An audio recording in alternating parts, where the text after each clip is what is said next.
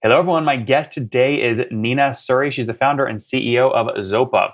This is her third venture. She's been an entrepreneur since 1997. Started her first company with an investment of $1,000 to make it a multi-million-dollar company across 5 continents. She pivoted to the digital platform in 2017 and is the recipient of over 23 awards, including Female Business Personality of the Year Entrepreneur in Asia. Nina, you ready to take us to the top? Absolutely, Nathan. Excited to get started. You bet. So you came on about a year ago, x0pa.com. If you guys want to follow along, it's an AI SaaS hiring platform. Nina, walk us through what you guys are doing.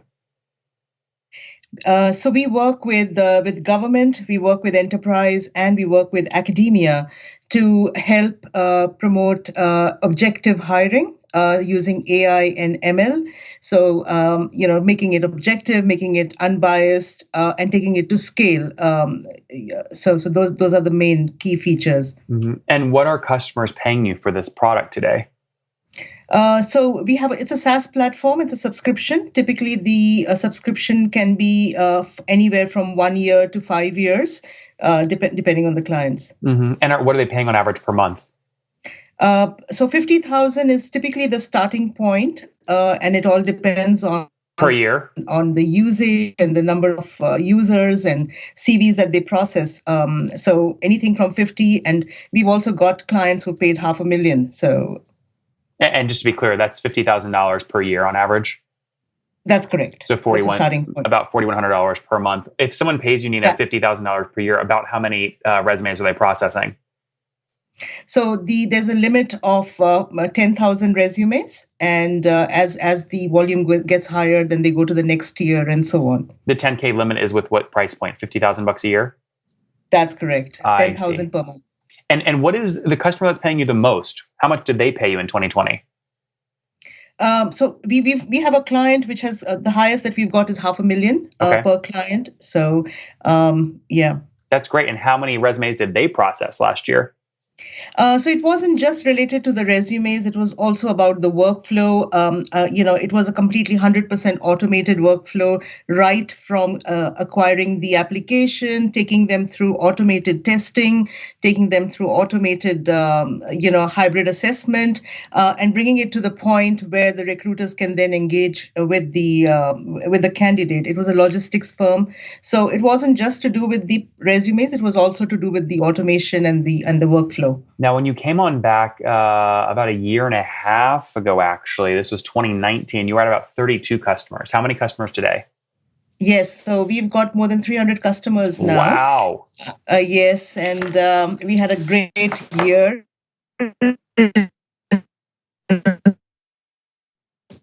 Well prepared. So I love it. So sorry, read me some of those numbers on that sheet.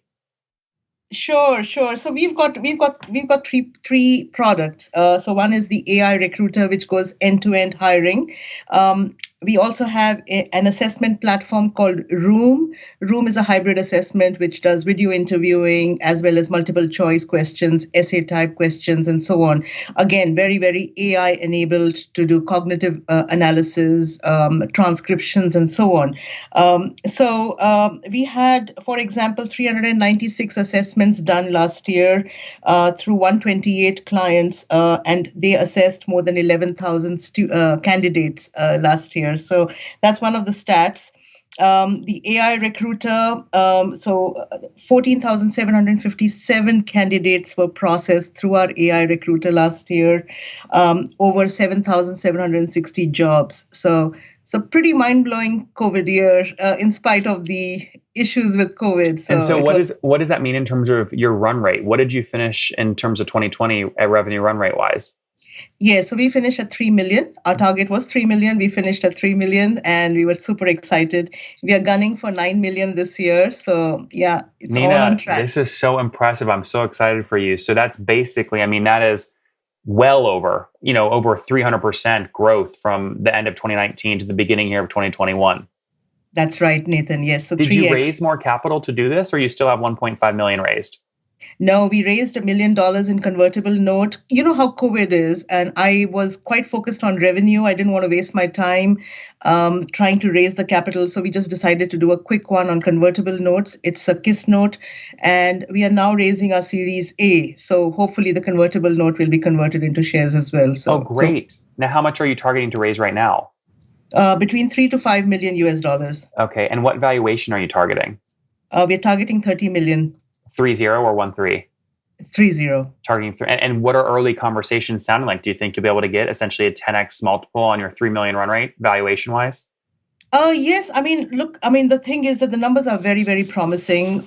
We have a very solid pipeline. We are on track to do 9 million this year. So from that point of view, if the investors are smart, they're going to get the best return for their money. So we are already sitting on a 1.2 million ARR for next year, 2021. What does that mean? You're sitting on it? It means it's all the spillover, right, from the previous year. So the annual recurring revenue for 2021. So those are already in the bag. So we already got that happening. And 2022, we are already on 1 million ARR. So is that because, Nina, you're signing multi-year contracts? That's correct. Yes. I see. Most of the clients do at least a 3-year contract. It's a very sticky business. Yeah. And so just to be clear, though, if I take a 3 million run rate divided by 12 months, last month, you did about $250,000 of revenue, correct? That's correct. Yeah. And you think by the end of this year, that number will be in December of 2021, you'll hit $750,000 in sales that month, which would be a $9 million run rate. That's correct. That's great. I love this. Okay. And now I want to learn. I want to learn how you did it. So how did you do it? How did you go from 32 customers a year and a half ago to 300 today? Yeah, I think a couple of things. One, we kept a very close, we were not sure whether we should go international and balance our risks. But then we took a call of focus. So we said focus is going to drive growth. So we really, really focused on some key markets, Singapore being one of them, India with the large local consumption. So we signed up with the private office of Sheikh Al Maktoum in UAE. So we had a very solid partner there as well. So our four main focus areas were Singapore, India, UAE, and London, and we just drove focus, and we said let's just kind of get the name out there.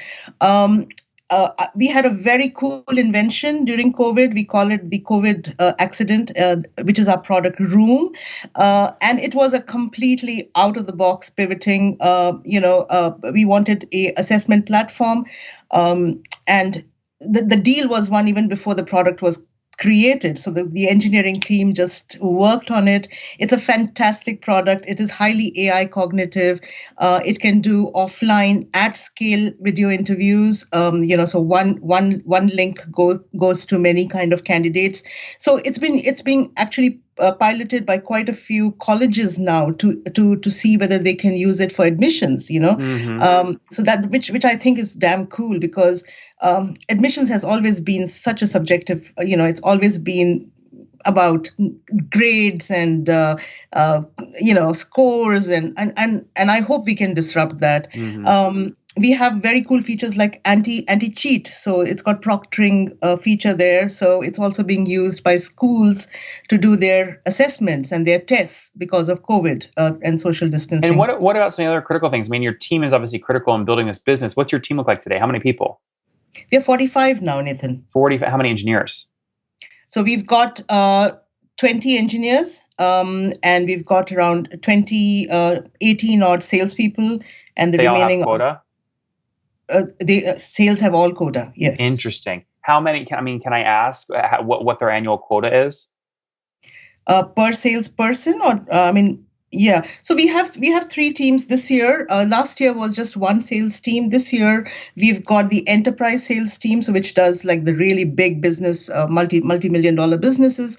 We've also now started an online business, which is just about getting the deal across the line and just signing up online. So this is something new. The single team used to do everything, so we've divided them into a marketing / online sales team, and we are in the process of building our outreach outreach team. So we decided that we should have an outbound and an inbound team separate.